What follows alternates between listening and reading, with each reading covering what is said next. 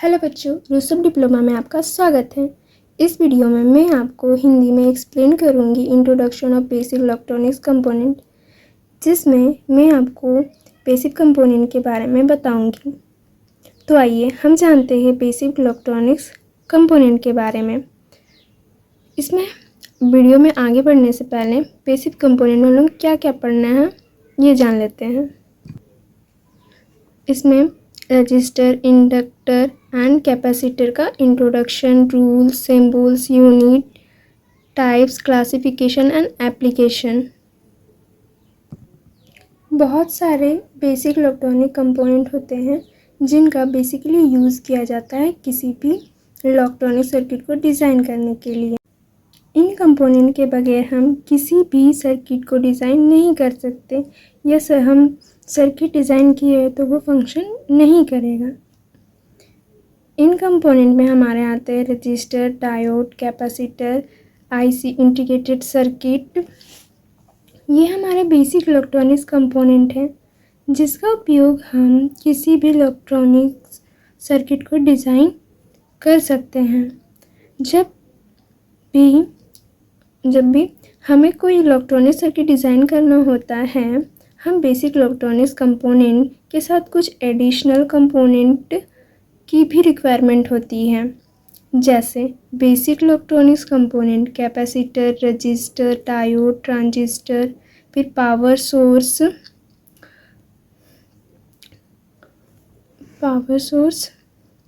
Signal generator and DC power supply, measurement and analysis instrument.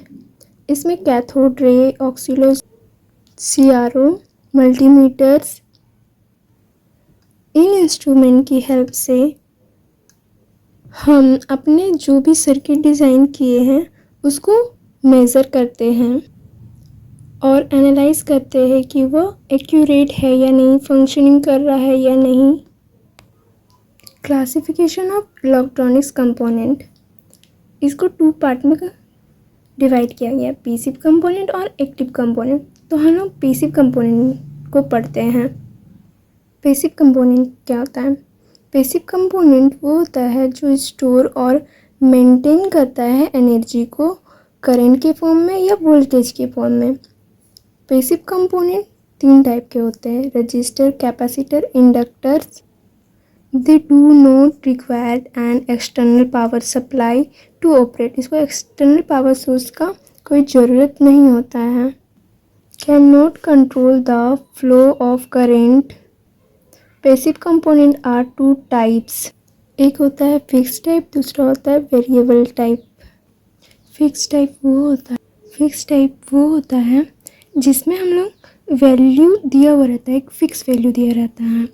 और variable type वो होता है जिसमें वैल्यू 20 से 50 वोल्ट ओम दिया है, तो वो 20 से 50 ओम तक अगर हम इसको बढ़ाएंगे, तो मैं बोली ना 10 से अगर 50 है तो इसमें हम 50 है तो हम इसमें किसके बीच में कितने भी वैल्यू को हम लोग बढ़ा सकते हैं। ये वेरिएबल टाइप होता है, हम लोग इसमें वैल्यू चेंज कर सकते हैं और इसमें नहीं कर सकते हैं। हम लोग देखेंगे इसमें register 2 terminal passive electronics component है जो अपोज और लिमिट करता है करंट को, सर्किट में फ्लो होने वाला करंट को। इसमें सिंबल है रजिस्टर का। यूज़ हम लोग कहाँ करते हैं रजिस्टर को, मतलब किस में यूज़ करते हैं? Reduce the current, dividing voltage, transistor biasing में। ohms law voltage applied across terminals of a resistor directly। B यहाँ पे अप्लाइड वोल्टेज है, R रेजिस्टेंस है, I रेजिस्टेंस से फ्लो होने वाला करंट है। B डायरेक्टली प्रोपोर्शनल होता है I के, और जो हम लोगों को डायरेक्टली प्रोपोर्शनल हटाते हैं तो हमारा कांस्टेंट निकलता है R। तो V = IR फॉर्मूला है जिससे हम लोग V निकाल सकते हैं। अगर IR दिया है तो हम लोग I निकाल सकते हैं, या इसमें से R निकाल सकते हैं। यूनिट्स रेजिस्टेंस का होता है ohms. Colour coding for resistance. Resistor colour code का बेसिकली यूज़ किया जाता है रजिस्टर्स की वैल्यू कैलकुलेट करने के लिए। रजिस्टर 4, 5, 6 बैंड का होता है। ये चार्ट के हेल्प से हम रजिस्टर का वैल्यू फाइंड करेंगे। रजिस्टर का फर्स्ट डिजिट, सेकेंड डिजिट ये सिंगल डिजिट का होता है। फिर मल्टीप्लायर, टॉलरेंस। सबसे मेन पार्ट हम लोग को अगर रजिस्टर का वैल्यू याद करना है तो उसके लिए हम लोग को ये चार्ट याद रहना चाहिए। तो इसको याद करने के लिए हम लोग अपना ट्रिक लगाएंगे। ट्रिक ये है B Roy great Britain very good wife. फिर से एक बार B Roy great Britain very good wife. इसको हम लोग ऐसे याद रख सकते हैं। अब हम लोग इसका एक न्यूमेरिकल सॉल्व कर लेते हैं। रेड, ब्लैक, येलो, गोल्ड ये बैंड दिया हुआ है चारों। तो रेड कितना नंबर में? 2, ब्लैक 0 ये सिंगल है। फिर ये मल्टीप्लायर है, तीसरा हमारा मल्टीप्लायर होता है। तो येलो क्या है? 0 ये 10⁴। फिर गोल्ड इसका टॉलरेंस +-5% होता है।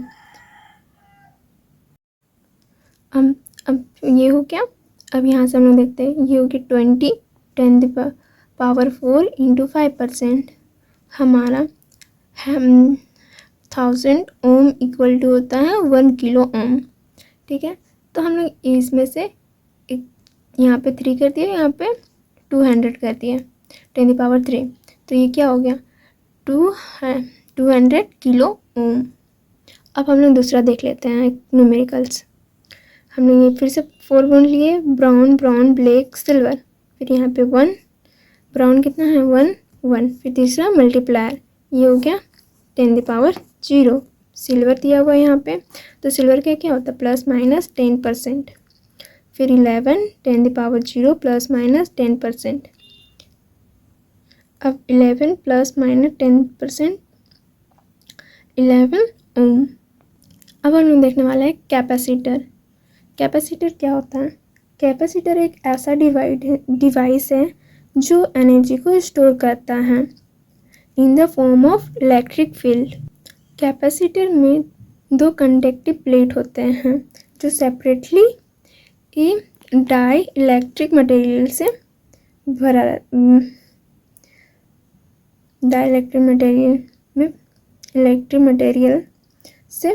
सेपरेट रहता है। इलेक्ट्रिकल मटेरियल में एयर का भी यूज़ किया जाता है और अदर मटेरियल का भी यूज़ किया जाता है। ये सिंबल है कैपेसिटर का।